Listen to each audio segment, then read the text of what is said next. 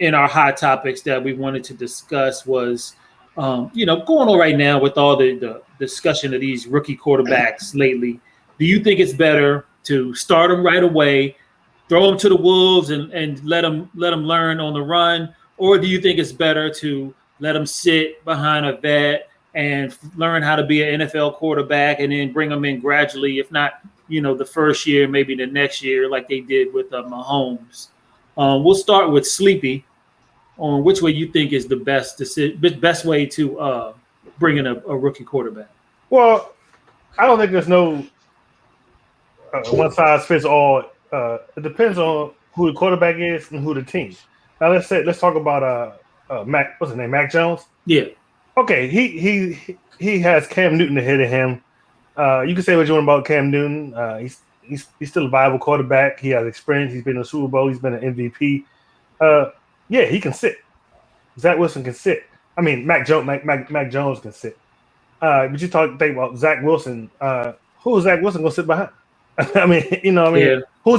Who's his quarterback? It's not like nobody's sitting. Okay, you talk about, Aaron Rodgers sat behind, Brett Favre. And Mahomes, Alex Rodgers ain't no Hall of Fame quarterback, but Alex Smith. I'm sorry, Alex Smith's not a Hall of Fame quarterback, but he was good enough. And look who his coach was.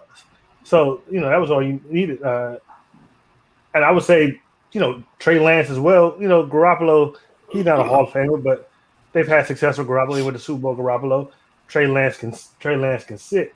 What's the first? Trevor Lawrence. Who's he going to sit behind?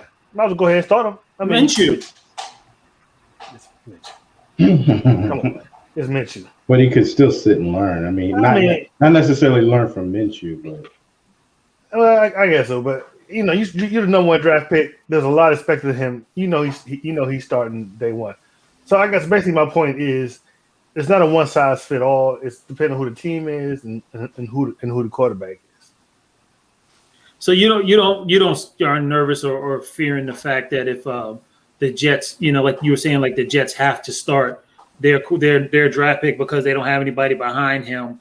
You're not worried about him being like the last quarterback they drafted. They just got traded to. Was that Darnold? Sam Darnold? Sam Darnold. You see how he turned out. Do you think that this could be the same situation where he gets in too early, too soon, can't handle the situation, and you've wasted a draft pick? Well, first of all, it's the Jets. So your odds of succeeding there aren't that great anyway. It may change with the new head coach. I don't know, and and it can't be. Zach Wilson can't be worse than Sam Darnold. Was it last year? Before last when they playing the Patriots? And you're seeing ghosts. Yeah, he was like seeing ghosts. Can't be worse than that. Like I said, it all depends on the maturity and the maturity of the quarterback, the team around him, and the coach. If you feel like the quarterback isn't the position that's holding you back, or if you feel like the rest of your team is strong enough, and if you're a coach who is not on the hot seat, then yeah, you can sit them, and then maybe start them the next year or the year after that. But like I said, it all depends. If you Matt Nagy, if you're Matt Nagy, you got no choice but to start. What's his name? Justin Fields. Justin Fields. You already went wrong when you drafted Mitch Trubisky. So, you're in the hot seat. So, Justin Fields, he has to start. But like I said, Matt Jones doesn't have to start. I think he's probably the only one that doesn't have to start. It's probably him. But the rest of them, I think, do. I don't agree with he has to start Justin Fields because as bad as Andy Dalton is, Andy Dalton's better than Mitch Trubisky. And the Bears went to the playoffs last year. They limped in. It don't matter. They limped in with Trubisky and Nick Foles. God. Yeah. And Dalton is better. So, but you don't think Nagy's on the hot seat though? Yeah, absolutely. Yes, he's on the hot seat, but he's also on the hot seat because of what he did the last time with the rookie quarterback he brought in. He didn't do what he should have done properly with Trubisky. He threw him out there kind of to the wolves, and you saw how that went. But I agree with you what you're saying about the makeup of the team and the quarterback themselves, how they graded coming out of college. I totally agree with that. It's not a one size fits all. I don't believe it's a one size fits all either. But again, when it comes to the Bears, I think Nagy actually has a choice. Fields may get in later, but he doesn't have to start Fields. And I agree. Trevor Lawrence, he has to start. He's the number. There's really nobody for him to learn or sit behind. I mean, he can sit behind Minshew, but he's only going to learn from watching on the sideline. He's not going to really learn from Minshew. So I agree with you that it's not a one size fits all. It's about the situation. How's your offensive line? Can you protect this young quarterback? Can you get a good running game going so that all the pressure's not on that young quarterback? Can your defense get teams off the field? Exactly. Can your defense get teams off the field and keep you in the games so that quarterback doesn't have to drop back and throw the ball 40 and 50 times? I think that's how it boils down. If you go as a head coach, if you go into it this is what we're going to do with, because he's a rookie, I'm starting him and that's that. Then if you're not looking at everything around him, you're bound to fail.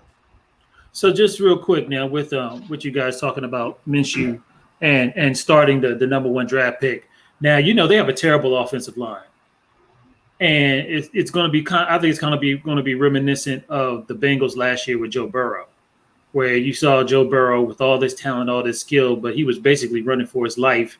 And it was only a matter of time before he got hurt during the season. Do you think the same situation could happen in Jacksonville? I think that's possible, but very well could. Yeah. So do you think that it would be more beneficial to possibly put Minshew out there to the Wolves? Because you're not going to the playoffs this year. You're not a playoff team. You're rebuilding. Perhaps you bring them in a little bit slower just to make sure or try to make that offensive line more solid, down the road. It takes time for an offensive line to gel. So. But I mean, I'll say this situation is perfect example of depending on the coaching. This is Urban Meyer's first year. That's another point. He's given the full extension to do what he wants to do as far as with that offense is concerned. So in that situation, yes, you can afford to set Lance and let him pretty much come in there. But here we go again. You draft him number one. He's your quarterback of the future. Everybody wants to see him. The fans want to see him. The owners want to see him out there. So he's kind of being pretty much put pressure out there to put some type of product on the field with this rookie quarterback. Now, as long as he has a running game, he'll survive. He'll be fine. If he don't have a running game, he gonna be in trouble. The Jaguars did have a good running game last year. And I mean, we might not know this offhand, but has there ever been a number one drafted quarterback, the first pick that hasn't started recently? That hasn't started from day one recently? I can't think of any. Recently, because it seems like everybody. Was one, but I can't think of it.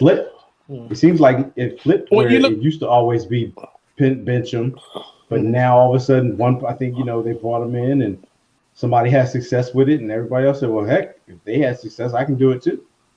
So, Marcus, you're not saying a number one draft choice or not a first rounder. You're saying the number one. You're saying the number one. The number one. Oh, the number one overall. Number one overall.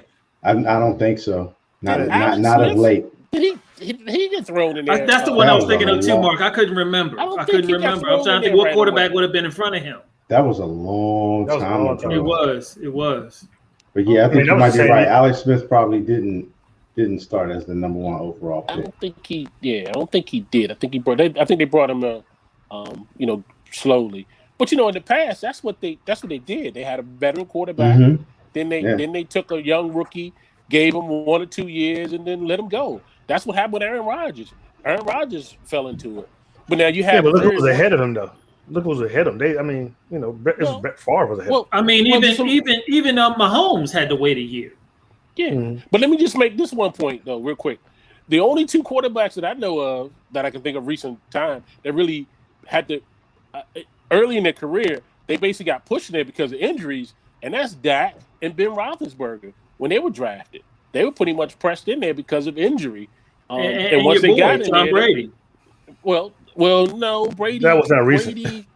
Brady wasn't. Remember, Brady wasn't taunted as New England's. But I'm just saying. I mean, but neither was Dak at the time. I mean, he was supposed to sit behind Romo. Yeah. But remember, if you remember, New England had a choice when Bledsoe came back in the Super Bowl to start him. Yeah. This situation wasn't the same with Pittsburgh and Dallas at the time. When they had but I'm just saying that you were saying that how they were all forced into because of injury. I'm just saying he was part of that too. Okay, I agree. And also another thing to keep in mind.